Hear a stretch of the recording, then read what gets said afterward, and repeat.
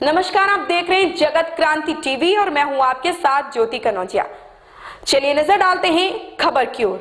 हरियाणा प्रदेश के अस्थायी मान्यता प्राप्त स्कूलों में पढ़ने वाले लगभग 4 लाख बच्चों का भविष्य अधर में लटका हुआ है। प्राइवेट स्कूल वेलफेयर एसोसिएशन ने पिछले 20 सालों ने इन अस्थायी स्कूलों को जमीन की कंडीशन हटाकर स्थायी करने की मांग की है, ताकि इन 4 लाख बच्चों के बोर्ड के पेपर दिलवाए जा सके। इसी को लेकर एक पत्रकार वार्ता का आयोजन प्राइवेट स्कूल वेलफेयर एसोसिएशन द्वारा एसोसिएशन की राज्य स्तरीय मीटिंग के बाद आज भिवानी में किया गया। Private school welfare association Haryana के प्रदेश अध्यक्ष राम अवतार शर्मा ने कहा कि प्रदेश में लगभग 2500 के लगभग अस्थायी मान्यता प्राप्त स्कूलों में 3 से 4 लाख बच्चे पढ़ रहे हैं। यदि स्कूलों को 15 जनवरी तक स्थायी मान्यता नहीं दी जाती है तो प्राइवेट स्कूल वेलफेयर एसोसिएशन बड़े स्तर पर प्रदर्शन करेगा, जिसके तहत शिक्षा बोर्ड मुख्यालय का घेराव व तालाबंदी की जा सकती है। हालांकि उन्होंने कहा कि भाजपा प्रदेश अध्यक्ष के साथ मीटिंग में उन्हें यह आश्वासन मिला है कि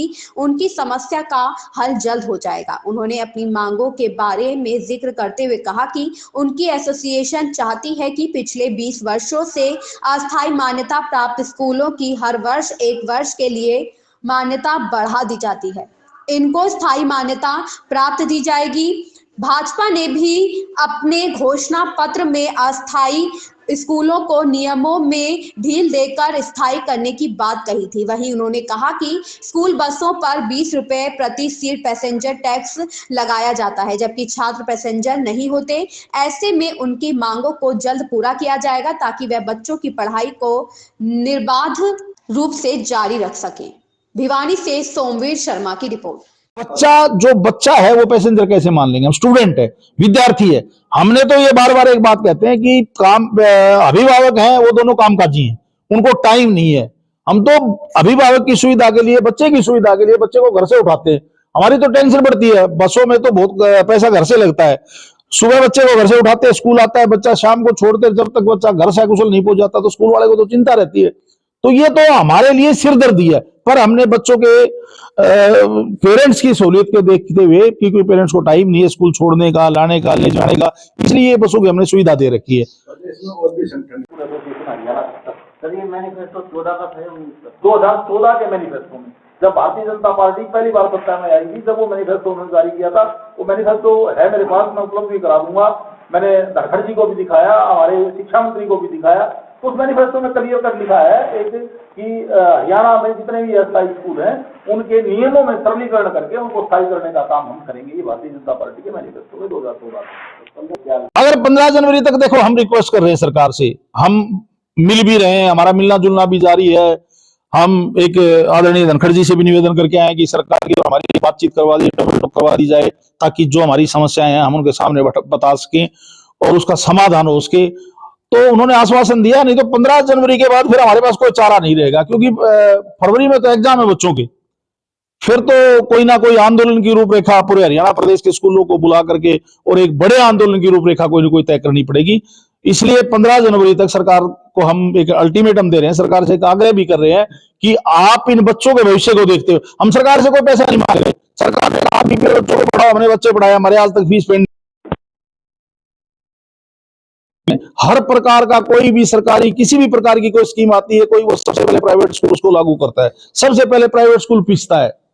तो अगर आप आंदोलन करते हो 15 के बाद जी, तो पेपर भी नजदीक आ जाएगा, एग्जाम देखो बच्चों, आंदोलन तो स्कूल संचालक, अब हमारे जो टीचर, हमारे जो बच्चे हैं,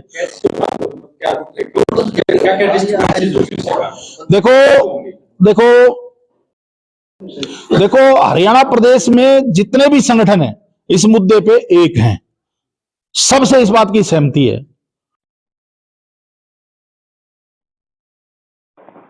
दो साथी लगे हुए हैं प्रयास में, वो भी लगे हैं, वो करें कि थोड़ा सा टाइम एक बार, नहीं तो आज हम कोई ना कोई घोषणा करते।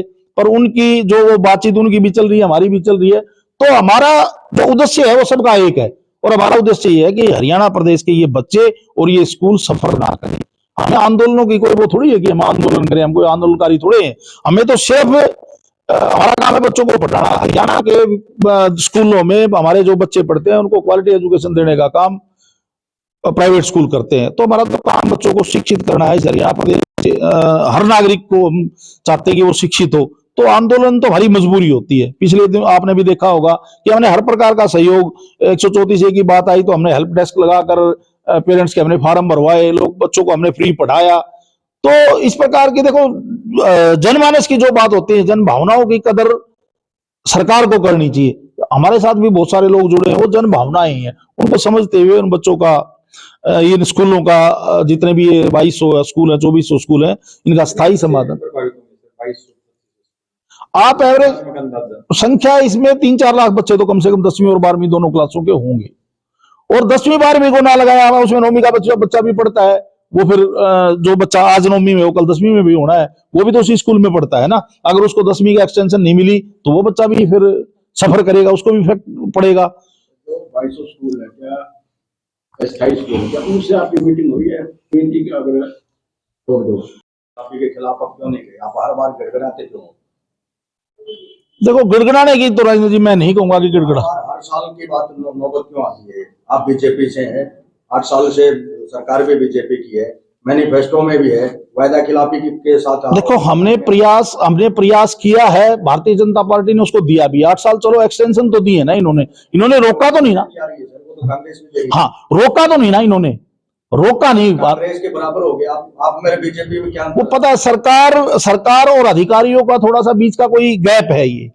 और बार बार हम आग्रह करते हैं, माननीय मुख्यमंत्री जी से भी हमने आग्रह किया, कल प्रदेश अध्यक्ष से भी हमने, जो गैप है ना उस गैप को खत्म करके और इनका समाधान किया जाए। एकेडमी नहीं है इनमें। एकेडमी तो हम तो एकेडमी का विरोध कर रहे हैं। प्राइवेट स्कूल एसोसिएशन, पिछले दिनों हमने कंप्लेंट डीसी साहब को भी की थी, हमने डीओ को भी की थी, डीओ ने विजिट भी करवाई थी, वो फर्जी एकेडमी पाई, डीओ ने रिपोर्ट भी डीसी को भेजी थी। कहा भाई वो डीसी साहब बदल गए थे, अब नए डीसी आए, उनसे भी हम मिलकर आए थे, तो उन्होंने हमें आश्वासन दिया है कि जल्दी इनके खिलाफ कार्रवाई करेंगे। हम अभी नए डीसी से भी हम मिलकर आए थे। इसमें हम इस मामले पे बैठे हुए हैं। इस खबर में बस इतना ही। बने रहे जगत क्रांति टीवी के साथ।